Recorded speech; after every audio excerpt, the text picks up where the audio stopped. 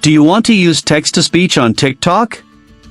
You can instantly turn your typed captions into a realistic automated voiceover to make your videos way more engaging and professional. Before we begin, please like this video and subscribe to our channel. I've also included some helpful tools and apps in the description, so be sure to check them out.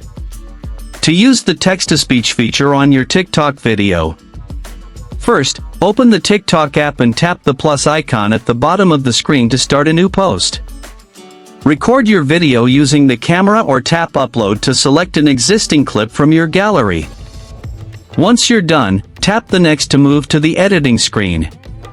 Now, tap the text icon, represented by the letters uppercase A and lowercase a, on the side panel. Type out the exact sentence or phrase you want the app to read aloud.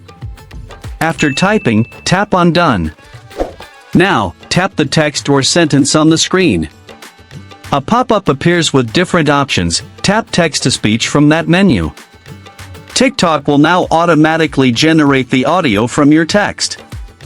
You can also drag the text box to change its position on the screen, or adjust its duration so it only speaks during a specific part of your video. When you're happy with the timing, tap next to add your caption and tags, then hit post to share your text-to-speech video.